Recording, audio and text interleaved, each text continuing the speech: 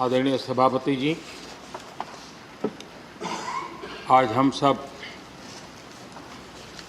सदन के सभापति और देश के उपराष्ट्रपति आदरणीय श्री वेंकैया नायडू जी को उनके कार्यकाल की समाप्ति पर उन्हें धन्यवाद देने के लिए उपस्थित हुए हैं।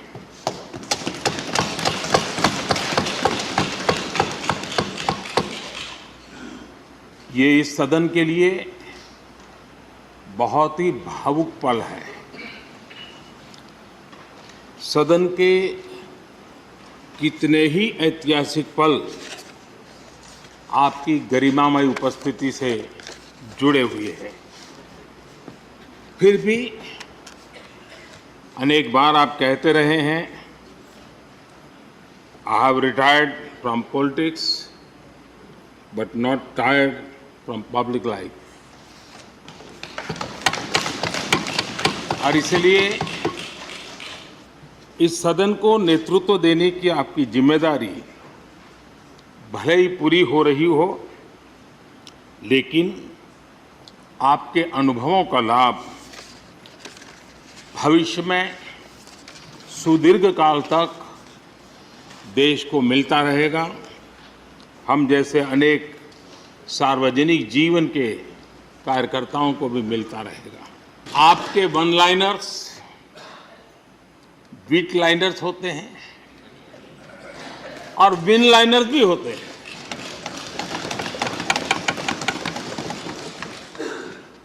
यानी उसके बाद कुछ और कहने की जरूरत ही नहीं रह जाती।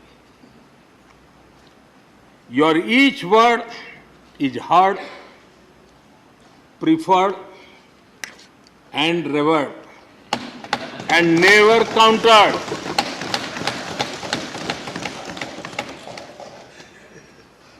कैसे कोई अपनी भाषा की ताकत के रूप में और सहजता से इस सामर्थ्य के लिए जाना जाए और उस कौशल से स्थितियों को दिशा मोड़ने का सामर्थ्य रखे। सचमुच में आपके इस सामर्थ्य को मैं बधाई देता हूं। आदरणीय सभापति महोदय, आपने दक्षिण में छात्र राजनीति करते हुए अपना राजनीतिक सफर शुरू किया था। तब लोग कहते थे कि जिस विचारधारा से आप जुड़े थे उसका और उस पार्टी का निकट भविष्य में तो दक्षिण में कोई सामर्थ्य नजर नहीं आता है। लेकिन आप एक सामान्य विद्यार्थी कार्यकर्ता से यात्रा शुरू करके और दक्षिण भारत से आते हुए उस पार्टी के राष्ट्रीय अध्यक्ष के शीर्ष पद तक पहुंचे। ये आपकी एक अविरत विचार निष्ठा, कर्तव्य निष्ठा और कर्म के प्रति समर्पण भाव का प्रतीक है। आदरणीय सभापति महोदय, आपकी कही एक बात बहुत लोगों को याद होगी, मुझे तो विशेष रूप से याद है। मैंने हमेशा सुना है आप मातृभाषा को लेकर के बहुत ही टची रहे हैं, बड़े आग्रही रहे हैं। लेकिन उस बात को कहने का आपका अंदाज भी बड़ा खूबसूरत है। जब आप कहते हैं कि मातृभाषा आंखों की रोशनी की तरह होती है, मातृभाषा आंखों की रोशनी की तरह होती है, और आप आगे कहते हैं और दूसरी भाषा चश्मे की तरह होती है।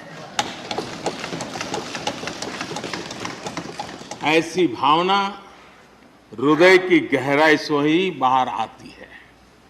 वेंकैया जी की मौजूदगी में सदन की कार्रवाई के दौरान हर भारतीय भाषा को विशिष्ट अहमियत दी गई है।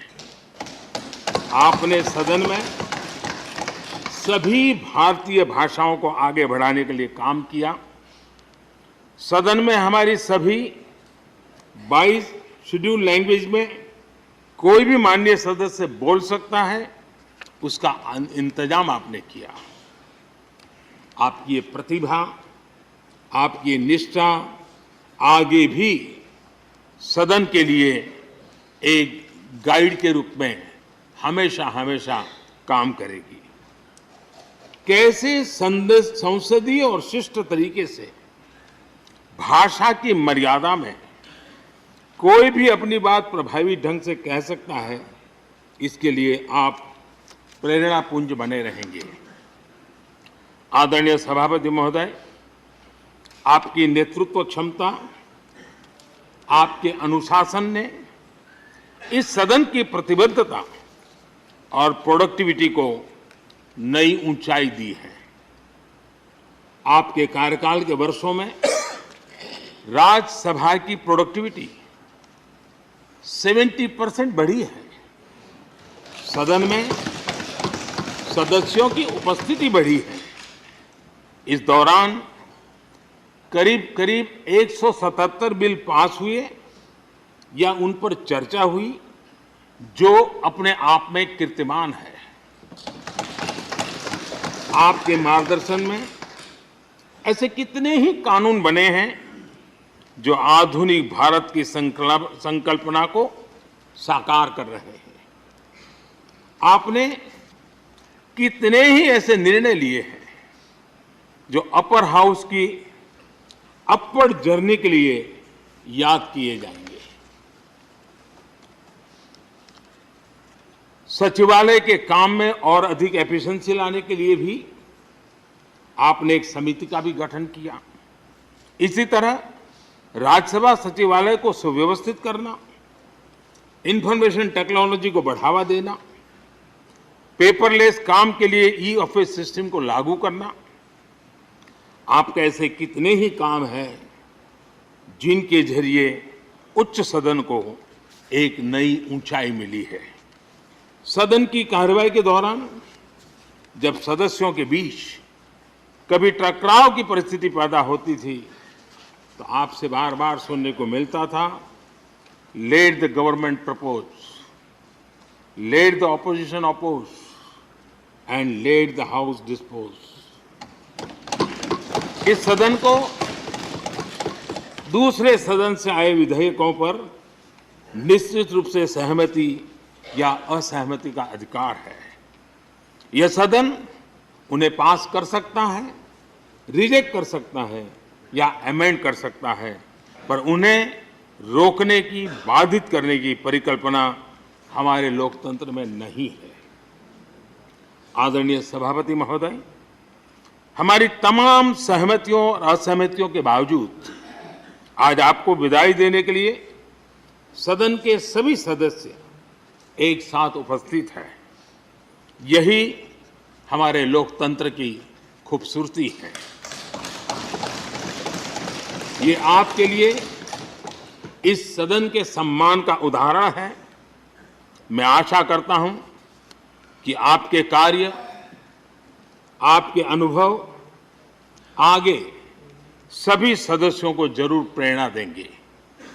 अपने विशिष्ट तरीके से आपने सदन चलाने के लिए ऐसे मानदंड स्थापित किए हैं जो आगे इस पद पर आसीन होने वालों को प्रेरित करते रहेंगे। जो लेगेसी आपने स्थापित की है, राज्यसभा उसका अनुसरण करेगी, देश के प्रति अपने जवाबदेही के अनुसार कार्य करेगी। इसी विश्वास के साथ आपको पूरे सदन की तरफ से, मेरी तरफ से अनेक अनेक शुभकामनाएं देता हूं।